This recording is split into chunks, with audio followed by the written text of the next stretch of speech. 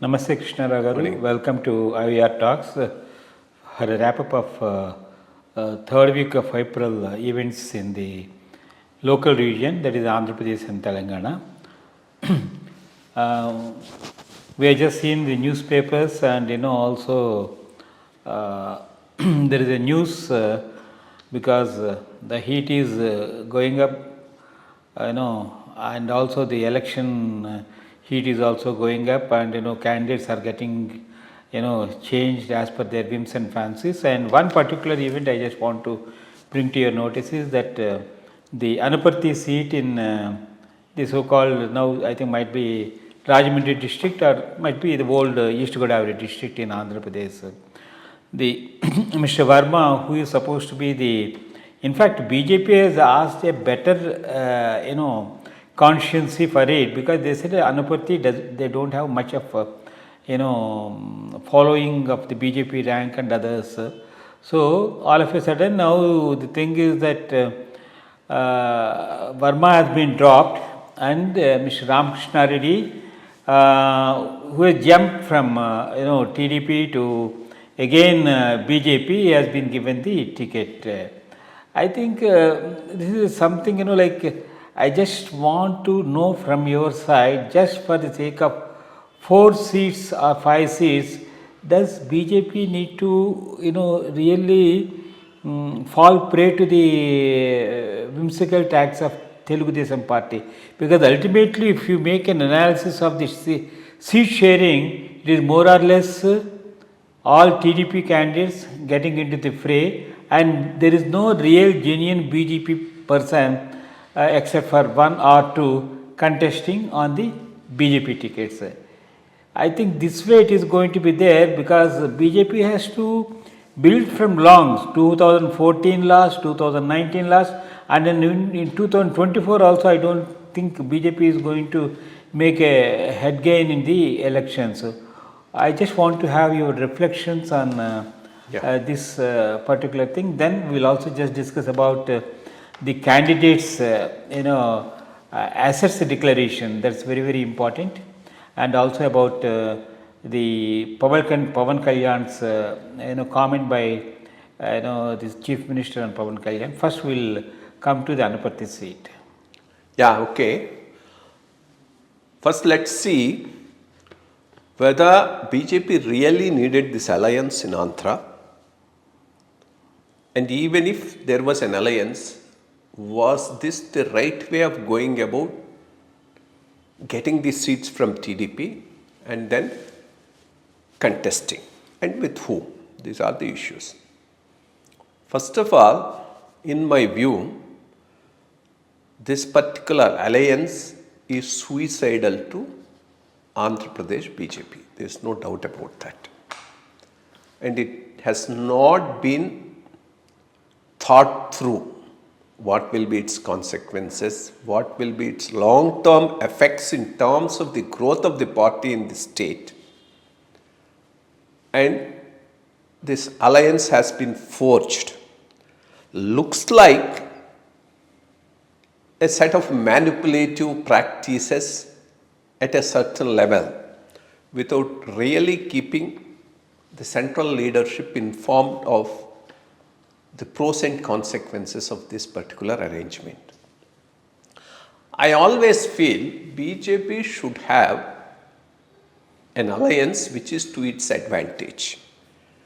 Wherever they go in for an alliance with a regional party, what are those features? If that regional party is not strong, if it is in the downward trend, and in the bargain BJP can get good number of seats, then it's worth it. That will help them to grow in that state. In fact, in my view, they have committed a blunder by not going in for an alliance with AIDMK. AIDMK, because AIDMK, after Jayalalitha, there is no strong leader there. There is no legacy. She did not leave any legacy there. So it's a party which is on the downturn. When a party is on the downturn, even if you get into an alliance, you can dominate and over a period of time replace it and become a strong force in that state. the reasons why they didn't go for that, because Annamalai is a good candidate and he can build up the party, but even that may take time. An alliance this time might have given them an edge, and then on that they could have built up for a future on their own. That's a possibility as far as Tamil Nadu is concerned. When you take a place like Karnataka, the Devagowda Janata Dal is a very limited influence party, like that Mandya region where they are in majority.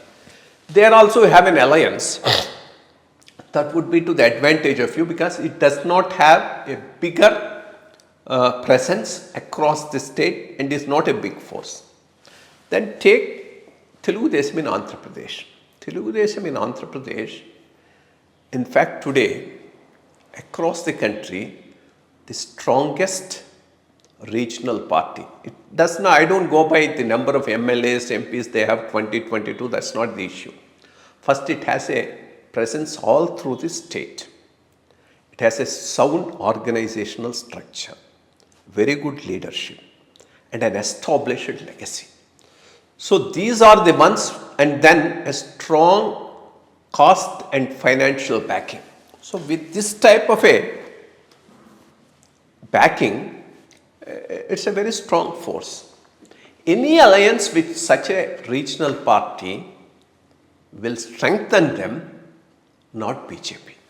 So first of all, this particular alliance by itself is a flawed alliance to the advantage of TDP, not to the advantage of BJP.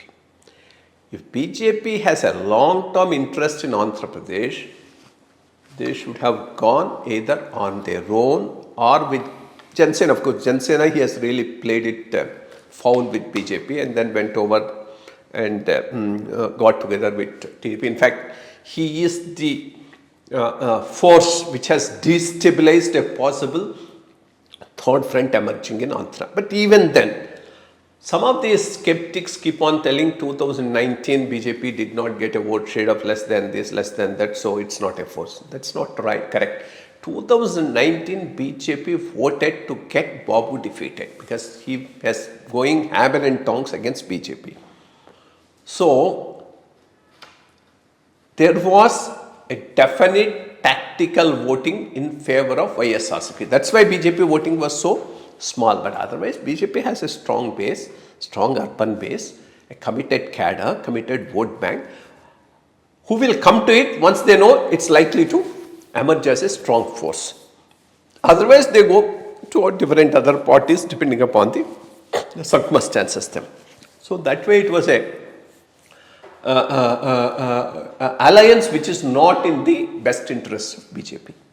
Then from the TDP point of view, they were desperate for an alliance. Desperate for an alliance because they know if Jagan comes back to power, if they don't have a foot in the central government or with BJP, that would be end of the party. So to protect their own party, they need an alliance with BJP. So virtually BJP has played into the hands of TDP in this alliance to sustain it and strengthen it in the long term, which is to the disadvantage of BJP.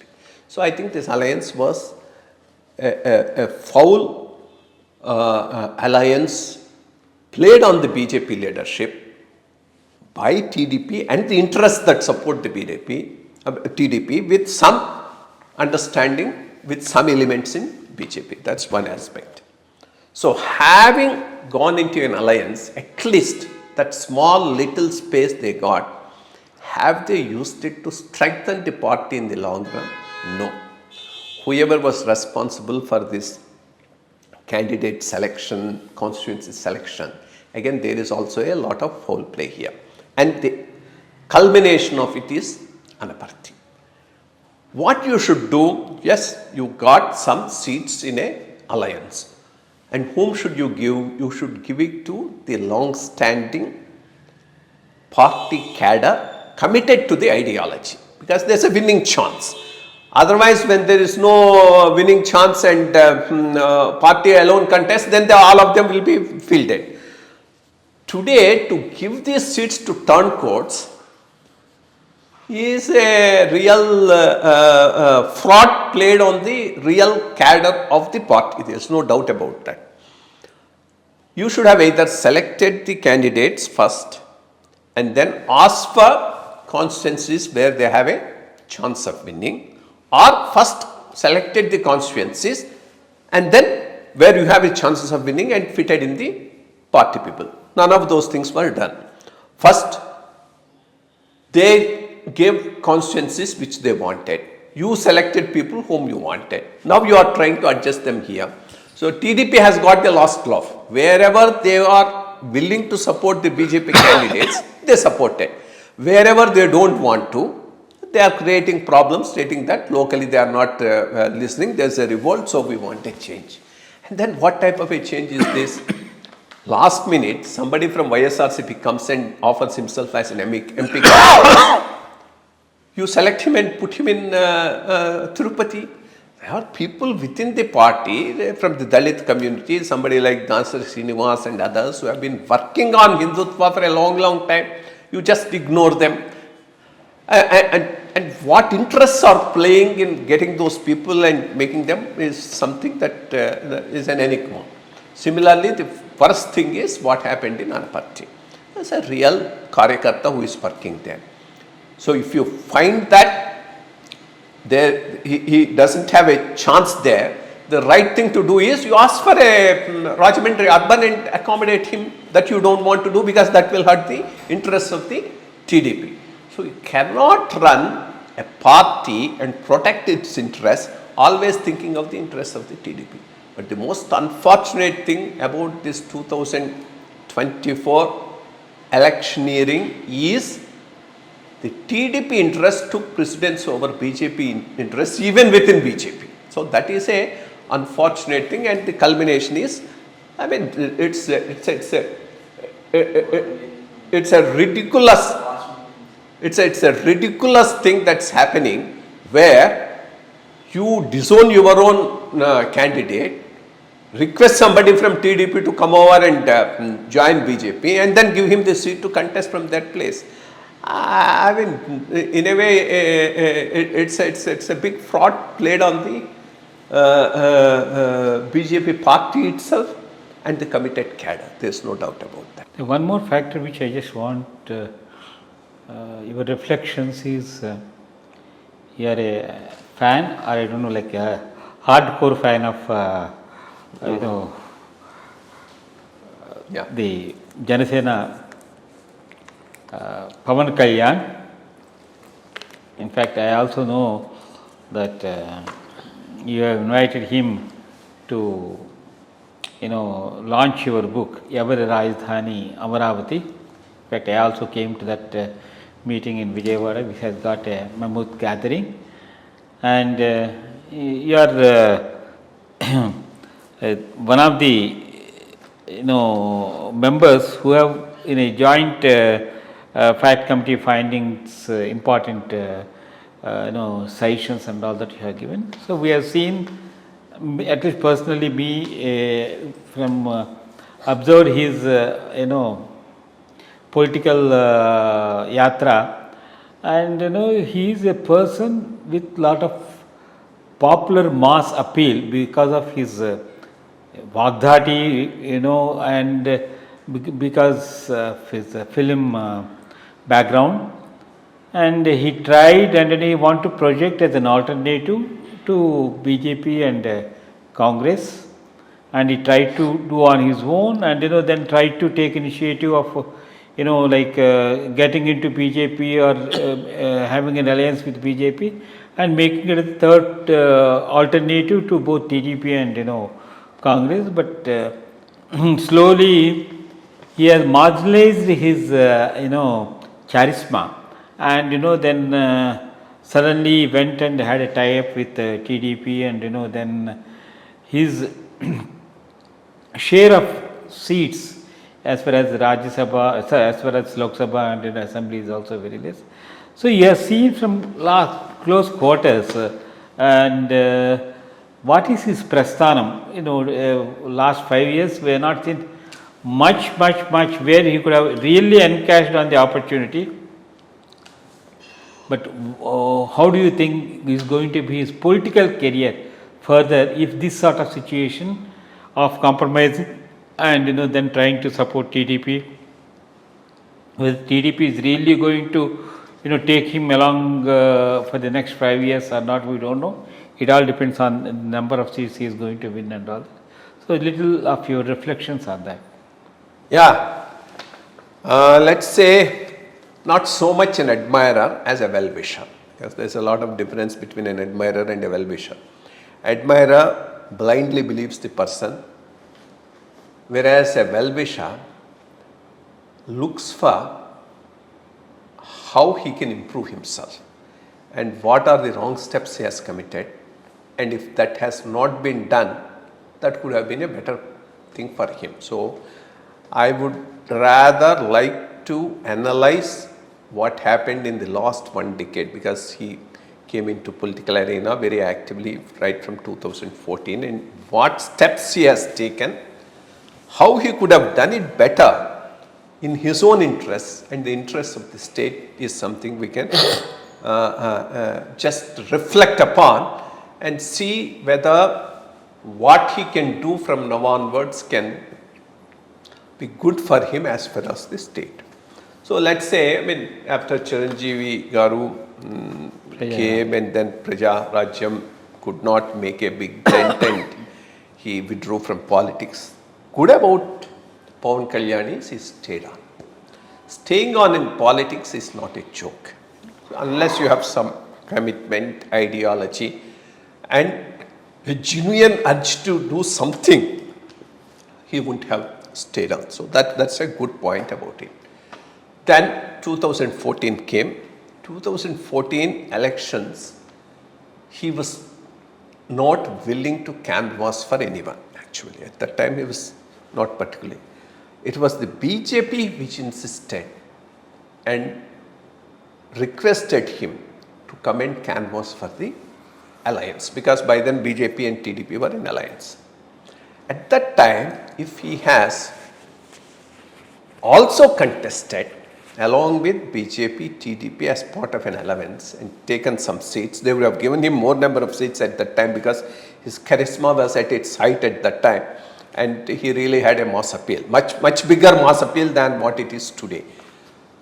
He could easily have made it to the assembly with a good number of MLAs, and that would have given him an excellent administrative experience which would have helped him to build up his political career.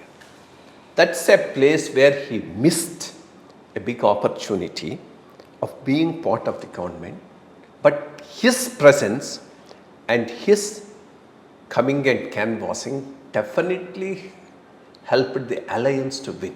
He played an important role in the victory of the alliance without being a beneficiary of it. That's what role he played in 2014. After 2014, after the alliance came to power, BJP had a real problem in Andhra Pradesh of leadership.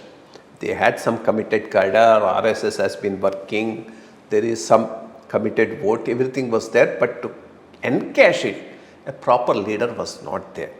I do know at that time Amit Shah requested Pawan Kalyan Garu to come over and take over the BJP leadership. He refused. If only he has agreed for it and led the BJP Andhra, I will not be surprised by now he would have been the Chief Minister of Andhra Pradesh. Having refused BJP, then he fell into the trap of TDP and this yellow media. By then they were in two moods whether to continue with BJP or not, but have not come out. So they were not able to question BJP on some of these division issues, special package status and other things. That's when the yellow media provoked him. What is Pawan Kalyan is doing? He is not talking about special categories, it's just this, that. have kept quiet. But he got provoked and made it a big issue in Kakinada meet by saying they have given all Pachipoyina Ladlu and all these things. I mean, not required for him at that level to take on the center when TDP was not willing to take them on. And then this JFFC also is also a part of that ploy from TDP, because they didn't want to do it, they wanted somebody to focus on that. So most of the people who have alliance or this thing with TDP played a role there. So that's another portion. From then onwards, if you see, after this he held a big meeting in, I think, Vijayawada Mangaliri. It was a big success. There he took on the TDP government. By then TDP government was becoming unpopular, and that anti-establishment wave was getting built.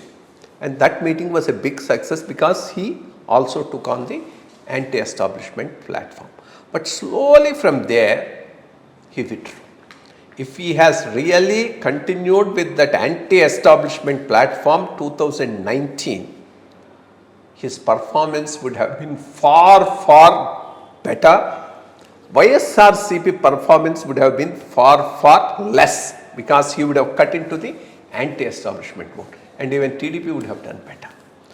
But unfortunately, he allowed a feeling to go around that he is not strongly anti-establishment. So when the anti-establishment vote really started consolidating, it got consolidated with Jagan and gave him a sweeping success, and he was almost all marginalized without any seat, though he got a reasonable 8 to 9% voting. So 2019 post, again he went back to the BJP. He went back to the BJP and then made a request, and based on that request, an alliance was formed. But he did not stick to the dharma of the alliance. He was having an alliance with BJP and at the same time trying to play with TDP. If only he stayed with BJP and both of them together as a force worked from 2019 onwards systematically at the ground level, 2024 would have been a hunk, with BJP, Jansena alliance separately contesting, TDP contesting and YSRCP. That's a thing that was lost. Then when he wanted to go with an alliance with TDP also, he didn't maintain that, what should I say, leverage of not going first and declaring. If he has stayed back and then bargained, he could definitely have got a much better deal in the whole thing. In fact, he could have taken with BJP, waited for BJP to take a stand on that. BJP, Janasena together negotiating with TDP could have got a much better result. But by going first and announcing it, he lost that leverage and initiative. In between, he contested in Telangana and lost totally. That was an unnecessary. That's very clever of TDP. They didn't contest in Telangana. They knew. I mean, by not contesting, by saying indirectly we are supporting this and that, they were able to get an impression that they are strong. Whereas he, by contesting, gave an impression, I mean, proved that he is very weak in the state. So all these have contributed to a place where that political space was slowly lost by him.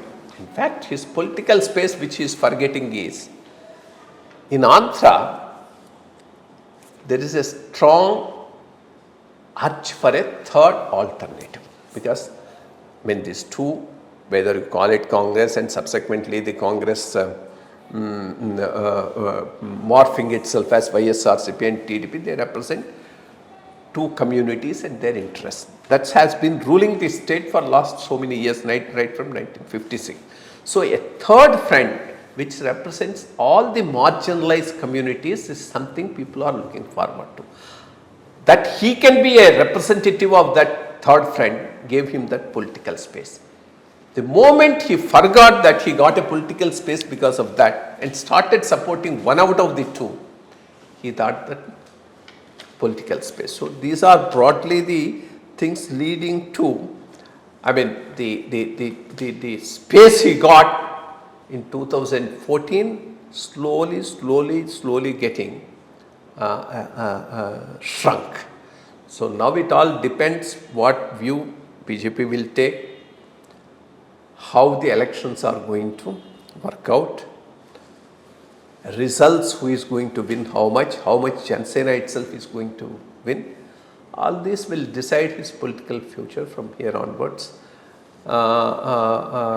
It's not going to be as smooth or as predictable as it was in 2014. One more factor which we want to discuss this week is particularly about the Andhra politics is normally in politics mudslinging is a common activity, and if it confines to the party affairs and then the policies and decisions or the products implemented, it's fine because public are well aware of these problems.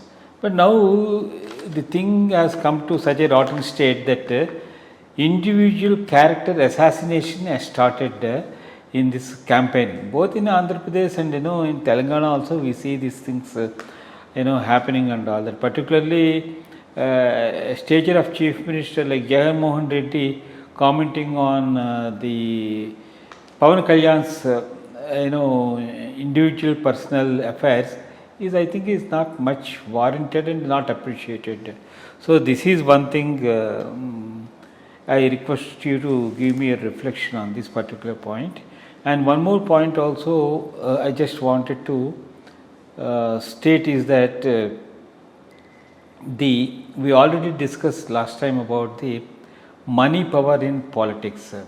And the money power in politics, people only having the financial strength and the muscle power can only contest. Now if you see the declarations made by the members of the parliament and the assembly, we see particularly the Guntur MP, it's really mind boggling. I don't know how he has got so many crores of rupees being a doctor abroad and came back to India, Andhra Pradesh and then tried to do.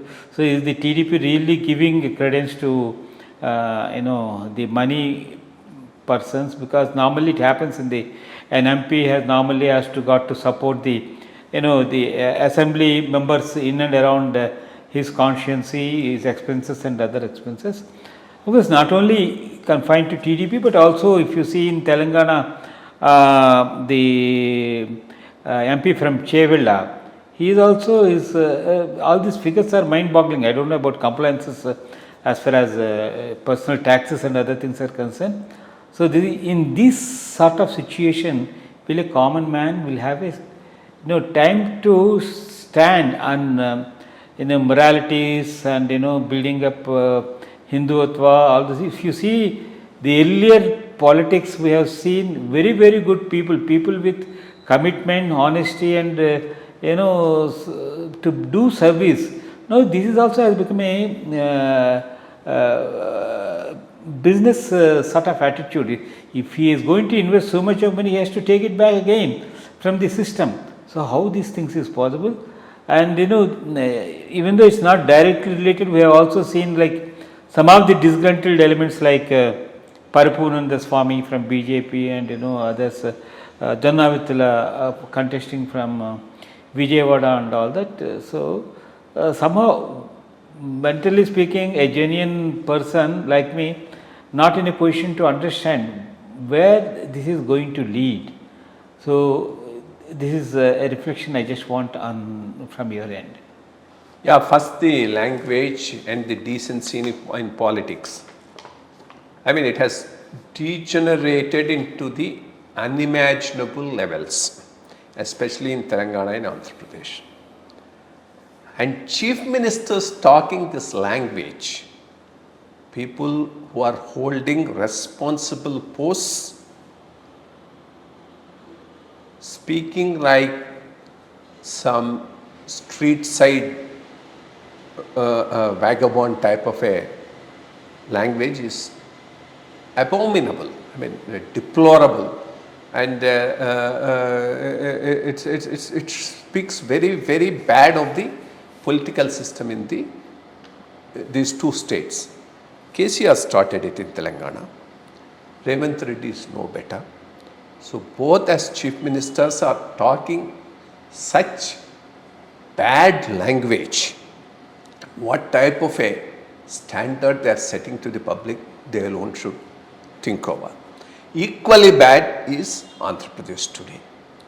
And their whole thing has been started by Mr. Jagan.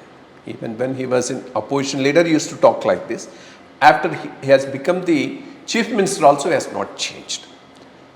Personal life is personal life. It has nothing to do with politics.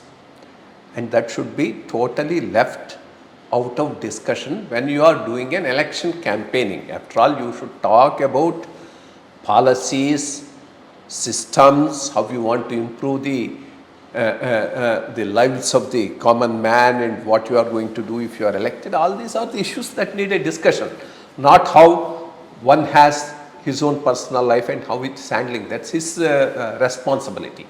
If at all personal life counts for electioneering to the extent that if he has made any money illegally, yes, definitely that's a point that needs to be questioned. Beyond that, I think the language that's going on in both these states is totally condemnable. And I wish the Election Commission brings in a law or makes it an important part of the model code, if it is not already there, to rein in all these people. Otherwise, it's becoming a total mockery of the system to talk such language. That's as far as the language is concerned. Second, the money power in politics is not something new, but it has gone up manifold. Manifold, and today no honest public spirited person is in a position to come to the politics, thrive here and do something. So that's an unfortunate affair, and it's going from bad to worse from year on. That is also shown by the type of people who are contesting and the net worth they are holding. It raises a definite question. Only such people can be candidates, nobody else can be candidates. Of course, the system of financing the MLA candidates by the MP, so he gets an MP ticket, or financing all this at the election time and then you take a Rajya Sabha ticket. Actually, Rajya Sabha is meant for, it's an elders house where the intellectuals are supposed to be nominated and discuss on issues, but that's not the way it's happening. The person who finances the Assembly and Lok Sabha elections get a Rajya Sabha ticket. I think one way of, definitely money is not the one that plays the major part in the elections, though it is an important factor. It's more a reflection on lack of ideology of the political parties. Take for example Kerala, where there is a left government, ideologically committed. To some extent the discussion is ideological and then the fight is also ideological. Money has the least influence in whole of India in Kerala. And in fact, money does not have this much of an influence in North also. These other three southern states have become worst in this regard. Karnataka, Andhra Pradesh, Tamil Nadu. It's a reflection on lack of ideology, bad regional parties who are able to get to power and then make money and spend money. So that's the way they are taking it forward. I think this needs to be last time also we discussed. One is whatever is seized, there should be a process put in place to return it after the election period. Second, check at the source itself, as you mentioned. What are the cash withdrawals, where they are going? Government can have a proper scrutiny on all these things. Maybe to some extent this can be curbed. There are election expenditure observers. What they are doing, nobody knows. I mean, it's basically their job. Almost all 500 to 600 of them are roaming around the whole country, 1 or 2 for each constituency. And what are they doing? I mean, this is basically the issue on which they should be concentrating. Let's hope something better would happen in course of time. National issues in IYR talks. Let us try to discuss on 2 important points. One is the observation or announcement by Mr. Nitin Gadkari about the infrastructure funding, that is land value capture. So, this is a concept that is already there in the developed countries. Whether this sort of thing, whether it is wherever development takes place, people in and around that should contribute to the exchequer for making further investments and development across the country. Do you think that this is a feasible concept in the Indian context? It's a beautiful concept actually. Value capture to fund and finance further infrastructure projects.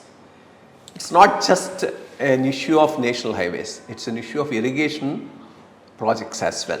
The moment an irrigation project is operational, the value of the lands go up tremendously and there is an all-round prosperity in that area, and the whole lifestyle changes. I mean, like something like Nagarjuna Sagar, what it has done to Palnadu area. Palnadu area used to be one of the driest areas, as bad as Rayalaseema, and the moment Sagar water came, everything has become different. There were so many rice mills, rice growing, and a lot of prosperity across in the place. How do you capture part of that value generated in that land, that because of the building of this irrigation project? Similarly, national highways, you have a big national highway running, the land values on both the sides will go up. I mean, as you go, it may decrease, but nearer, greater thing. And all this is coming through public investment and private gain. Wherever there is a public investment leading to a private gain, part of that private gain at least has to be captured by the government. It's being done in West. India also can do it. You should have some models and modalities that's, I mean, once as a concept you accept it, implementing it is not a major problem, and it's a welcome change because you need more and more money to invest on the infrastructure, and there are limits to your taxing and borrowing. So, if this can be an additional money which can definitely go into funding a lot of important infrastructure projects, there is no doubt about that. Thank you.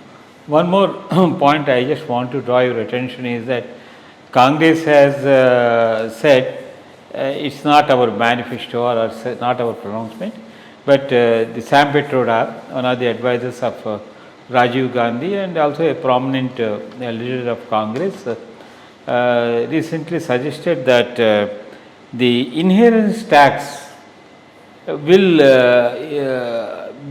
be good in the Indian context, and why can't it be enforced? And he said as long as 45 to 55% of the inheritance tax is there prevailing in the West developed countries, and why can't we implement the same sort of thing in India? In fact, this has been thought about after independence, and in our regular income taxes and all that. We used to have a tax called estate duty, and the decease of a person, passing on the property, but it was not successful and remunerative, and it has been removed from the ambit of taxation. What do you think the comments, and because even Prime Minister also has reacted on to what Sam Petroda has said, your reflections are there? Yeah, this chap Sam Petroda is around for almost all 40-50 years in India. He was a main advisor to Rajiv Gandhi into space, technology mission and all those things, and has been continued to be associated with Congress over generations. I mean, at the time of Rajiv Gandhi's generation, now his son, daughter, wife. If this was such a good concept to implement, why has he not done it earlier? In fact, Rajiv Gandhi, when he came to power, he got more than 400 seats because of Mrs. Gandhi's death. At the time, Lok Sabha just swept. So from that type of a thing, implementing some of these things would have been the easiest. Why is he now thinking of this thing which he could not thought of at that time? There is something perplexing about it.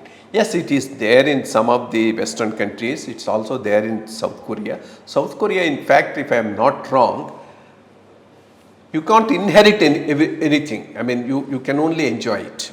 So there's no inheritance. If that's the system that's prevailing in South Korea, if I'm not wrong.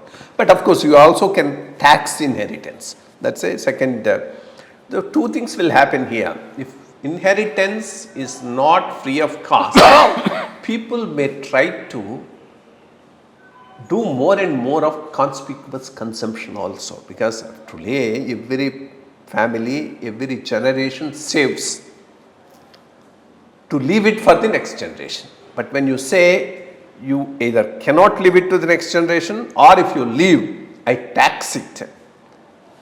Why unnecessarily pay the tax? I can as well enjoy now. So that can lead to a more conspicuous consumption, which also can lead to socially undesirable, what should I say, undesirable social relationships because of too much of display of wealth. That's a problem which one has to keep in mind whenever you talk of a substantial inheritance tax. Unless it's substantial, it may not even give you reasonable amount. So what are the amounts that are going to come? How much you are going to tax? Yeah, it can be studied, and then a considered view can be taken, whichever is the government. So that's as far as the inheritance tax is concerned. As far as the land value cess is concerned, that's a very good concept and it should be gone through. Let us go to the international issues. And one very surprising thing, but we have been discussing all along about the comments by the developed world, undermining and pointing out at the developing countries and underdeveloped countries about maintaining an equilibrium in sustaining the global warming situation. So last week we have seen suddenly in a desert place like Gulf, the heavy flooding coming almost, I think, 24 to 30 inches rainfall in Dubai, and airport and most of the houses got inundated, and it took more than 3-4 days for them to drain out the water and bringing back to normalcy and all. So this sort of sudden changes in climate and impacting the areas over there is a big question to be addressed by all countries, developing and underdeveloped countries together. In fact, in a last discussion also, you have clearly analyzed about the Guyana, what the European community asking them not to deforest the their forests and all that, and Guyana, when BBC correspondent was interviewing, and he immediately retorted saying that we have got a beautiful greenery developed much better than what the European countries have done and all that. What do you think this? See, we should take a policy and conscious policy that the equilibrium should be maintained as far as green gases and other things are concerned, so that we will not see this sort of sudden changes in the climate and atmospheric conditions and bringing disaster situation to the respective countries or localities and all that. Yeah, climate change, biodiversity conservation, greenhouse gases, these are the areas where you see the Western hypocrisy at its best. They want all these to be reduced, contained, but they don't want to do any sacrifice for that. After all, the greenhouse gases who emitted most per person per capita, it's the West. All their wealth is built upon environmental destruction, pollution of the atmosphere. Having reached a certain level of standard of living, they don't want to give it up. They want the South, the developing countries, to bear most of the costs of reduction of these greenhouse gases and going over to green technologies. Till now, they also had this smugness. This whole climate change is not so much our problem than the problem of the global South. Maybe some small islands in Pacific Ocean or somewhere else, Maldives, etc. may get submerged in case there is glaciers are going to melt and water levels are going to increase. Not so much our problem. Similarly, because of degradation, forest fires and others happen, they will happen only in these places, and their levels of income will get distributed. That's not our problem. But like today, the things that are happening in the world in terms of climate change are making it totally unpredictable. It can hit anyone at any place. There can be sudden rains in Dubai.